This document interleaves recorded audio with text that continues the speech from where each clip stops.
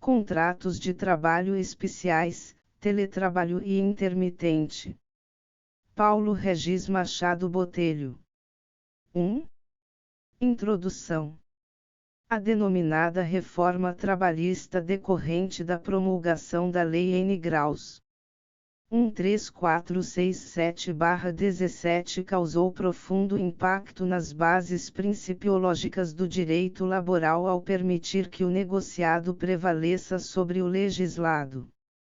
O direito do trabalho foi edificado ao longo da sua história pela necessidade da intervenção do Estado nas relações laborais, objetivando o estabelecimento de um patamar mínimo de direitos de caráter cogente. A prevalência do negociado fere de morte o princípio da norma mais favorável, de vez que faculta às partes o não cumprimento da legislação mínima protetiva que regula determinados institutos trabalhistas, quando existir convenção e acordo coletivo, dispondo de forma menos interessante para o trabalhador. O contrato de teletrabalho e o contrato de trabalho intermitente aparecem no bojo da reforma como novidades contratuais, em uma tentativa de colocar o nosso país entre as nações mais modernas do mundo, propondo a regulamentação de alguns desses novos modelos de contratação, os quais, diga-se, já deveriam estar sendo adotados há muito.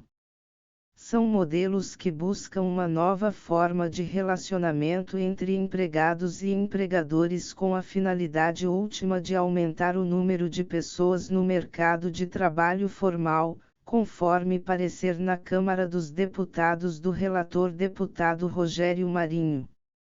A reforma fundamentada na necessidade da modernização da legislação trabalhista como instrumento de combate ao desemprego, regula o teletrabalho, que é uma realidade presente nas relações de trabalho, e o trabalho intermitente, importado de Portugal e da Itália sem as devidas limitações e compensações.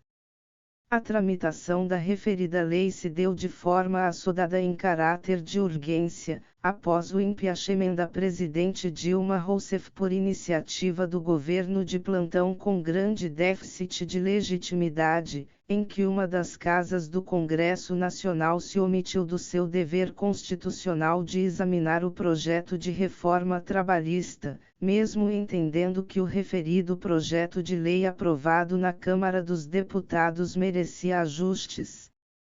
A flexibilização das normas trabalhistas como ideal de parte da doutrina laboral, tinha como um dos focos a quebra da rigidez da jornada de trabalho legal, para permitir determinadas formas de contratação, que se adaptassem à dinâmica do negócio empresarial. O trabalho intermitente e o teletrabalho sob a ótica empresarial cumprem a missão de permitir que os sujeitos contratuais estipulem suas próprias regras quanto ao tempo e à forma de prestação da atividade laborativa por parte do empregado, nos termos do art. 611-A, inciso 8º da CLT, que legitimou a prevalência do negociado em convenção coletiva e acordo coletivo.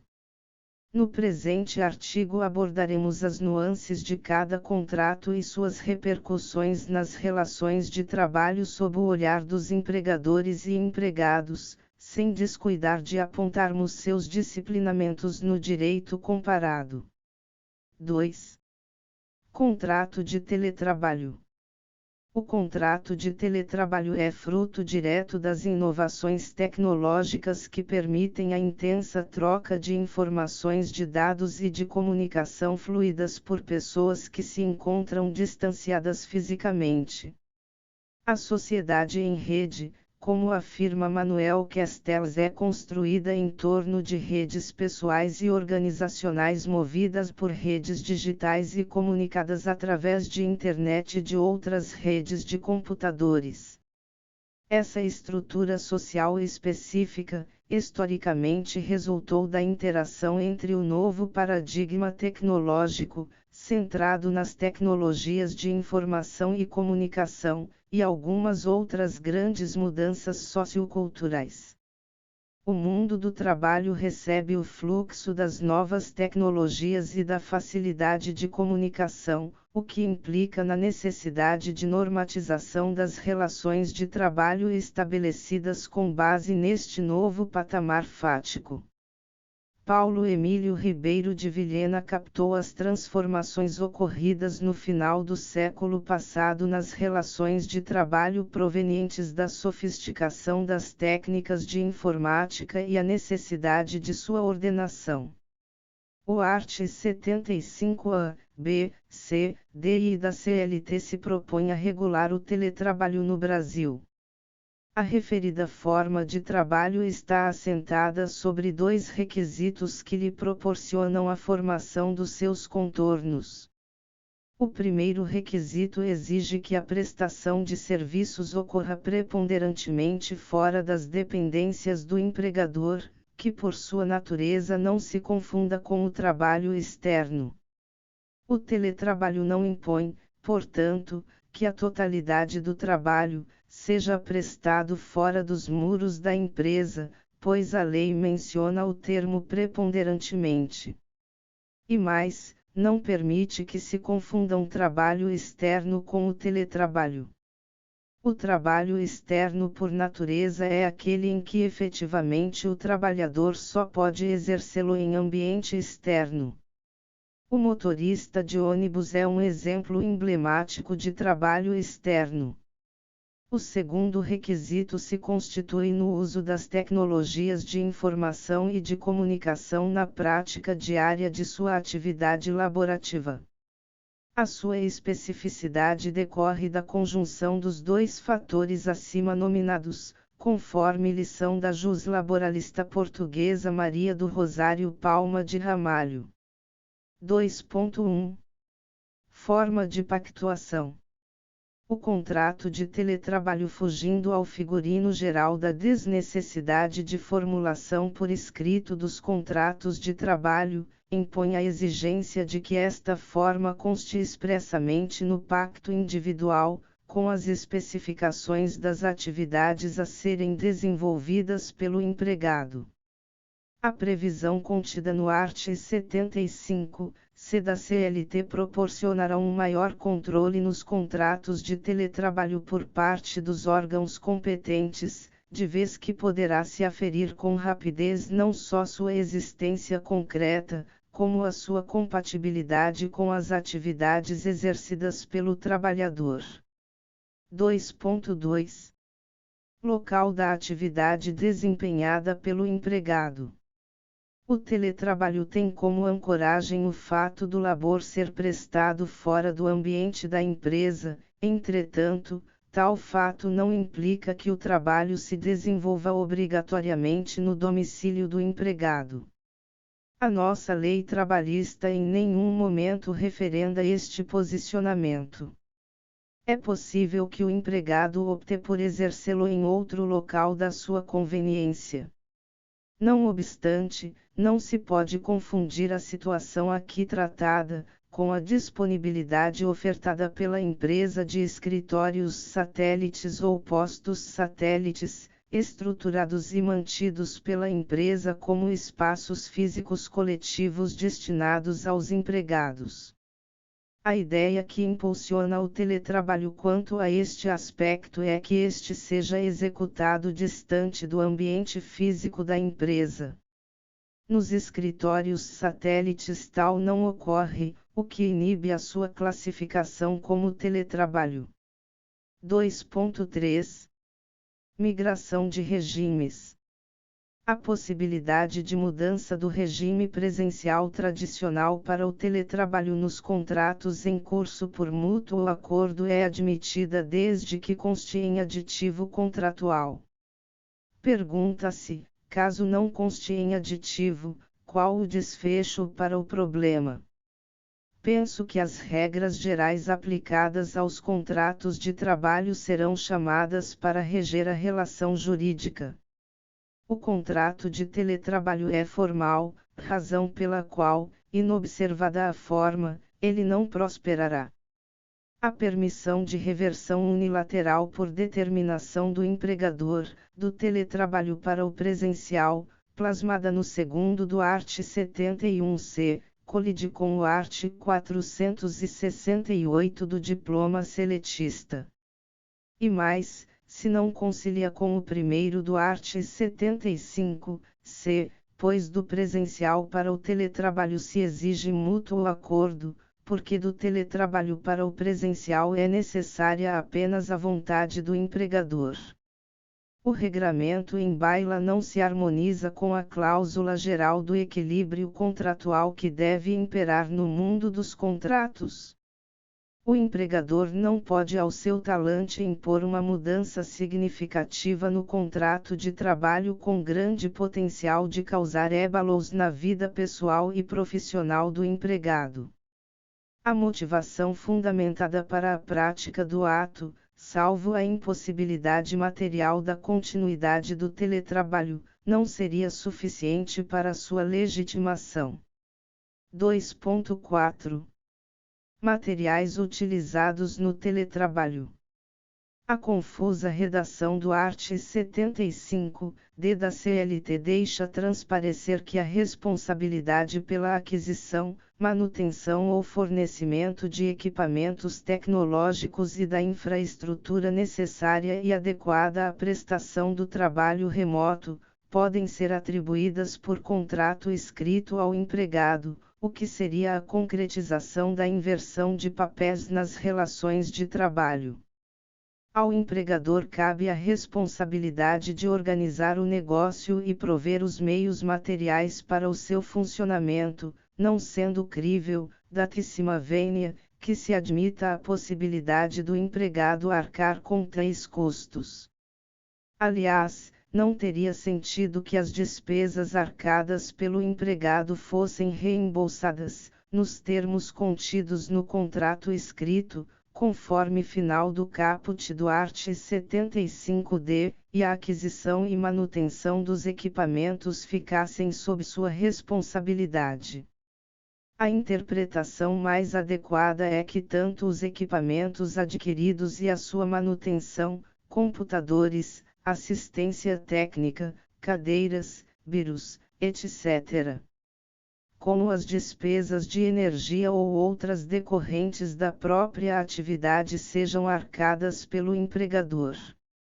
Entendo que a lei, quando fala na necessidade de disposições para tratar da responsabilidade de aquisição, manutenção e fornecimento de equipamentos tecnológicos e infraestrutura, está considerando a quem cabe a iniciativa da compra. O empregador compra diretamente ou reembolsa a compra efetuada pelo empregado, bem como a contratação do prestador responsável pela manutenção da parafernália tecnológica, quem escolhe e quem paga diretamente. Em todo caso, qualquer despesa, seja de que natureza for, se decorrer da própria atividade laborativa, caberá ao empregador provê-la, pois é este que assume os riscos da atividade econômica, nos termos da dicção do art. 2º da CLT. 2.5 Doenças e acidentes de trabalho. A determinação contida no art. 75, e da CLT, de que o empregador deverá instruir os empregados, de maneira expressa e ostensiva, quanto às precauções a tomar a fim de evitar doenças e acidentes de trabalho, nos parece uma tentativa de reforço de blindá-lo no futuro, diante das ações de reparações ocasionadas pelo uso inadequado dos equipamentos. A simples assinatura do termo de responsabilidade por parte do empregado, comprometendo-se a seguir as instruções fornecidas pelo empregador, não inibe questionamentos decorrentes do uso intensivo da tecnologia. A empresa, quando acionada, terá que demonstrar em juízo que a doença ou acidente de trabalho foi ocasionada pelo não cumprimento das orientações por parte do empregado. O teletrabalho traz para o empregador a obrigação de acompanhar mais de perto a saúde do empregado, através de exames rotineiros e consultas médicas, que proporcionem a manutenção da rigidez física e mental do trabalhador envolvido em teletrabalho. 2.6 Aspectos positivos e negativos do teletrabalho. A pugnação pelas mudanças legislativas odiernas na seara trabalhista no nosso país, não podemos negar, se originaram da classe patronal. Não obstante, o teletrabalho produz vantagens e desvantagens tanto para o empregador como para o empregado. O mestre português João Leal Amado, de forma muito esclarecedora, pontua as vantagens que o teletrabalho oferece ao empregado e à própria sociedade sem esquecer das possíveis desvantagens. A robustez dos fundamentos torna despiciendo repeti-las ou comentá-las.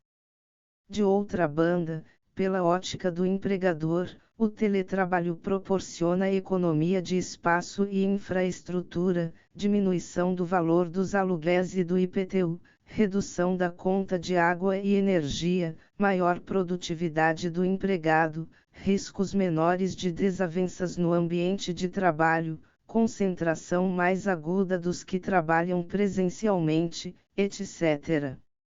As desvantagens, no meu sentir, se concentram nas dificuldades de aquilatar o serviço pelas quantidades de horas necessárias à execução das tarefas, nas dificuldades de se manter o controle do sigilo das operações comerciais, e fazer com que o empregado se integre na filosofia da empresa.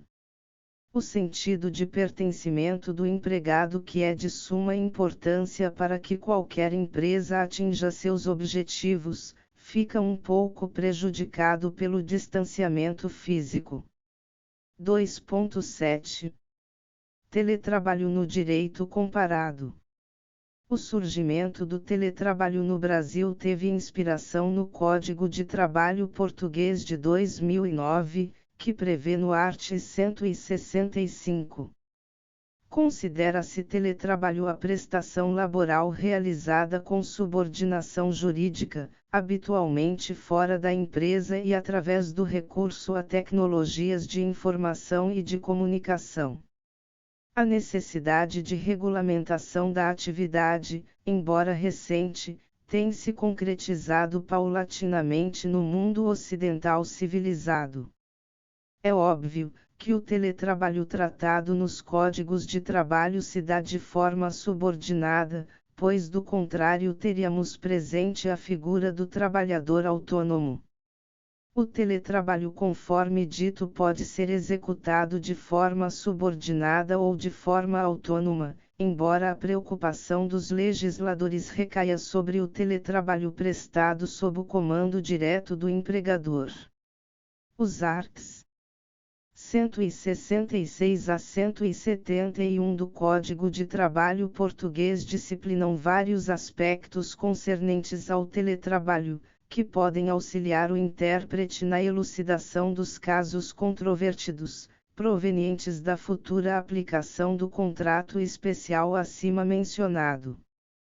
A teoria do diálogo das fontes enunciada pelo professor alemão Eric Jaime contribui para a utilização das normas de direito comparado, como forma de oferecer uma solução justa para as situações fáticas conflituosas geradas pelo teletrabalho. 2.8 Teletrabalho x Trabalho a domicílio. O trabalho a domicílio, segundo Evaristo de Moraes Filho, é o que realiza o operário, habitual ou profissionalmente, em sua própria habitação ou em local por ele escolhido, longe da vigilância direta do empregador, ou em oficina de família, com auxílio dos parentes ali residentes ou algum trabalhador externo, sempre que o faça por conta e sob a direção de um patrão. Na definição do consagrado autor, lançada na obra clássica Trabalho a Domicílio e Contrato de Trabalho, no ano 1952, percebe-se pelo contexto da época que ele admite o trabalho de parentes e de outros trabalhadores em auxílio ao trabalho do empregado que presta serviços em seu domicílio em prol do empregador, o que não se coaduna com os tempos atuais. O trabalho a domicílio se distingue do teletrabalho por dispensar qualquer recurso tecnológico de informação e comunicação, bem como por se desenvolver obrigatoriamente no domicílio do empregado. É um contrato de trabalho que tem a peculiaridade de ser prestado neste local específico. O art. 6º da CLT iguala aos direitos dos empregados, quer o serviço seja executado dentro da empresa ou no domicílio do empregado. O único do citado artigo, originado da Lei nº 12.551/11, apenas esclarece que os meios telemáticos e informatizados se equiparam aos meios pessoais e diretos de controle para fins de concretização de subordinação. 3. Contrato de trabalho intermitente. O contrato de trabalho intermitente despontou no direito laboral com a Lei nº 13.467/17, que acrescentou o terceiro no artigo 443 da CLT, dispondo que 3 graus, considera-se como intermitente o contrato de trabalho no qual a prestação de serviços, com subordinação, não é contínua, ocorrendo com alternância de períodos de prestação de serviços e de inatividade, determinados em horas, dias ou meses, independentemente do tipo de atividade do empregado e do empregador, exceto para os aeronautas, regidos por legislação própria. A nova modalidade de contratação visa atender especificidades da atividade empresarial, em que a necessidade permanente do labor desenvolvido pelo empregado, alterna com períodos de inatividade em que o vínculo de emprego é mantido. O trabalho intermitente, salvo raríssimas exceções de ordem individual, é extremamente nocivo para a classe trabalhadora. A incerteza quanto ao ganho mensal é um fator psicológico desestruturante para o cidadão que aliena sua força do trabalho em prol de determinada empresa. Os fundamentos estampados no parecer do deputado Rogério Marinho apresentado na Câmara dos Deputados, indicam que o objetivo da reforma é modernizar as relações de trabalho sem que haja precarização no emprego. O contrato de trabalho intermitente surgiria como uma necessidade para incrementar o mercado de trabalho, atendendo demandas específicas de determinados setores, como os de bares e restaurantes. No entanto, o trabalho intermitente na forma adotada no Brasil é medieval, retrógrado e precarizante. Além do que, serviria para o falseamento dos índices de desemprego, pois como poderemos considerar um cidadão empregado se o contrato de trabalho intermitente não obriga o contratante a convocar o contratado por um período mínimo durante o ano? É o empregado desempregado. A contradição é amazônica e não para aí. O trabalhador intermitente é considerado empregado embora lhe falte requisitos caracterizadores da relação de emprego, como a não eventualidade e a onerosidade durante a inatividade. Pergunta-se: o artigo 3 graus da CLT foi reformulado para comportar o trabalhador que labora em intermitência? A resposta é negativa e só aumenta a proporção do monstro criado. As decantadas vantagens se avolumam apenas para um dos sujeitos da relação de emprego, que terá uma mão de obra treinada aquartelada, pronta para atender aos seus chamados. E mais, conforme veremos no desenvolvimento da temática, sem qualquer compensação remuneratória durante o período de inatividade, como também nenhuma garantia mínima de período de trabalho anual, o que difere frontalmente da regulamentação do Instituto ocorrido em outros países. 3.1 Períodos de atividade e de inatividade. O trabalho intermitente subordinado tem como característica principal a descontinuidade da atividade laborativa, que fica à mercê das determinações do empregador, que escolherá as horas, dias ou meses em que irá acontecer. O art. 452, primeiro deixa explícito o poder convocatório do empregador. A figura do empregado no trabalho intermitente como parceiro da relação jurídica de emprego se apequena diante do empregador. No período de inatividade só lhe resta esperar candidamente o chamamento por parte do empregador. A possibilidade de prestar serviços para outros contratantes é aventada pelo 5º do artigo acima citado, entretanto, sabemos das dificuldades na prática de tal fato se concretizar. A celebração de um contrato de trabalho comum é descartada de início, pois colidiria com a indeterminação do trabalho intermitente, só lhe restando a entabulação de outro contrato de trabalho intermitente. 3.2. Atividades adequadas para o trabalho intermitente. A regulamentação do trabalho intermitente na CLT exterioriza que o pacto é possível em qualquer tipo de atividade do empregado e do empregador, exceto para os aeronautas. A exceção se consumou pelo alto poder de pressão dos aeronautas durante a tramitação da reforma trabalhista, pois a intenção do legislador era escancarar a possibilidade do trabalho intermitente para toda espécie de labor prestado pelo empregado em benefício do empregador.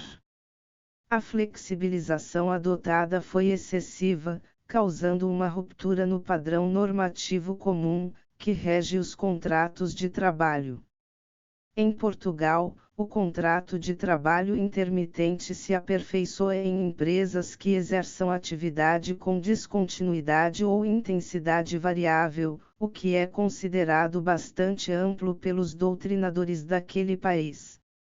Na Itália, os requisitos para a pactuação do trabalho intermitente ficam a cargo da negociação coletiva, salvo para pessoas com menos de 24 anos e acima de 55, que podem pactuar para exercê-lo em qualquer atividade nos moldes do art. 13 do Decreto Legislativo N-Graus 15/2015. A intermitência da atividade laborativa, sem limites e sem compensações, gerará um desequilíbrio nas relações de trabalho, com sérias repercussões na área previdenciária e tributária, em face dos ínfimos recolhimentos. É de se pontuar, ainda, que a concretização desmedida do trabalho intermitente, em todo tipo de atividade laboral, repassando os riscos do negócio para o empregado, é um contrassenso, como adverte Volia Cassar. A cautela deve ser o norte dos empregadores, pois o assodamento no firmamento de contratos de trabalhos intermitentes pode lhe trazer sérios prejuízos. A maturação jurisprudencial e doutrinária é fundamental para que o Instituto seja aplicado com mais segurança. 3.3. Retribuição durante os períodos de inatividade e atividade. Os artigos que disciplinam o contrato de trabalho intermitente silenciam acerca dos pagamentos durante o período de inatividade, deixando evidente que o empregador ficará dispensado de fazê-lo. O posicionamento do legislador é lamentável e só reforça o sentimento de precarização das relações de trabalho promovidas pelo trabalho intermitente. O único direito usufruído durante o período de inatividade é o seu cômputo para efeito de aquisição do direito de fruição de férias, nos termos do 9º do art. 452-A. A produção deste efeito induz a caracterização da inatividade como interrupção contratual, embora o 5º mencione que o tempo de inatividade não será considerado tempo à disposição do empregador. A nossa legislação mais uma vez não seguiu o exemplo lusitano na regulamentação do trabalho intermitente, pois no Código de Trabalho português está posto no art. 160 que a remuneração paga ao trabalhador no período em que não é chamado para trabalhar será estabelecida em negociação coletiva, e na sua falta, o empregador se obriga a pagar o equivalente a 20% da retribuição base. A negociação coletiva, neste caso, visa estabelecer uma remuneração para o período de inatividade, o que difere dos seus contornos gerais no Brasil, de vez que em regra, a negociação tupiniquim surge como forma de flexibilizar para não cumprir o regramento mínimo legal. A legislação portuguesa obriga ainda o empregador a convocar o empregado para o trabalho durante pelo menos 6 meses a cada ano, conforme estatuído no art. 159 número 2 do Código de Trabalho, o que também inocorre no direito laboral brasileiro. No período de atividade, o empregado receberá de forma imediata ao final do período de prestação de serviços as parcelas pertinentes à remuneração, férias, 13º salário, repouso semanal remunerado e adicionais legais, de forma proporcional à jornada desenvolvida.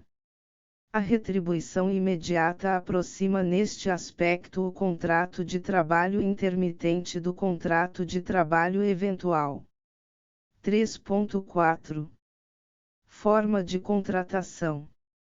A contratação do trabalho intermitente se dará obrigatoriamente por escrito, com estipulação do valor hora de trabalho.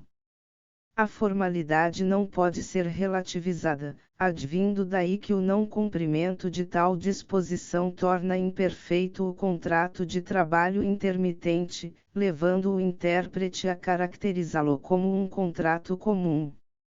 A exigência desta formalidade é positiva para dar transparência a esta forma de contratação tão prejudicial aos direitos dos empregados. 3.5 A convocação pelo empregador. O empregador utilizará qualquer meio de comunicação para convocar o empregado para a prestação de serviços com antecedência tão somente de 3 dias, e este terá um dia útil para responder o chamado. O empregado poderá recusar, entretanto, se aceitar e não comparecer, pagará ao empregador uma indenização equivalente a 50% da remuneração que lhe seria devida. Na análise desta normatização específica, entendo que o prazo que medeia o chamamento e a prestação de serviços é diminuto e que seria razoável o estabelecimento de 1 semana para o empregado se preparar para atender o chamado. No Código Português o prazo é de 20 dias, nos termos do art. 159 número 3, o que considero muito elástico, em face dos objetivos pelos quais surgiu o trabalho intermitente. 3.6 Conclusão. As primeiras impressões no calor da promulgação da lei que criou o contrato de trabalho intermitente são extremamente desfavoráveis aos trabalhadores e por via reflexão oásis para os empresários que contarão com empregados em stand-by, sem remunerá-los, para servi-los a qualquer momento quando convocados. Os empregados, por sua vez, permanecerão durante o contrato em estado constante de alerta, aguardando um chamado que poderá nunca se concretizar, e o que é pior, com total insegurança quanto à mantença de um patamar salarial que possa prover o seu sustento. A inovação legislativa importada do direito alienígena, mormente o português e o italiano, só copiou o nome do instituto, pois as compensações que minoravam os efeitos deletérios sobre a classe trabalhadora foram solenemente esquecidas. Na forma como estabelecido no direito brasileiro, os riscos dos negócios foram compartilhados com os empregados. O princípio da dignidade humana do trabalhador se encontra ferido, e caberá aos intérpretes do direito analisar o contrato de trabalho intermitente à luz dos valores constitucionais para estabelecer um padrão de equilíbrio contratual entre os atores sociais. No que concerne ao teletrabalho, tem-se diante do cenário traçado, que a sua regulamentação foi necessária ante a realidade cambiante nas relações trabalhistas. Não obstante, esperamos que a sua utilização seja calcada em critérios técnicos naquelas atividades que realmente se enquadram nos contornos do teletrabalho. A decisão da empresa de propor o teletrabalho ao empregado deve levar em conta todos os fatores, refletindo sobre os prós e os contras que advirão da medida adotada. As cláusulas contratuais dispondo sobre o teletrabalho deverão ser claras para evitar dissabores ocasionados por má interpretação.